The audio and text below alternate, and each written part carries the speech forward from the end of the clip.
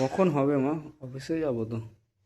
এই তো মাছ ভাজাটা হলেই হয়ে যাবে, দেখ না এত দেরি হয়ে যাচ্ছে না, কি বলবো আর একটু বৃষ্টি বৃষ্টি হচ্ছে, ঠান্ডা ঠান্ডা হয়ে যাবে, সকালে উঠতে দেরি হয়ে যাচ্ছে। একটু মাছ ভাজাটা করে দিই। আমার মতো একটা করে দাও। এই তো এইগুলো করতে করতেই তোর একটা হয়ে যাবে।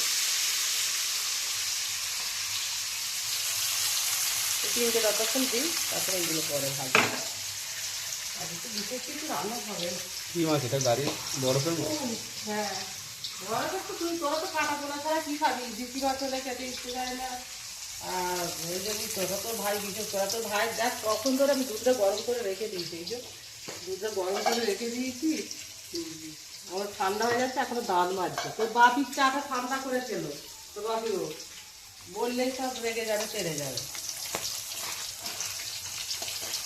ঠিক আছে, তাড়াতাড়ি দাও। হ্যাঁ দেবো।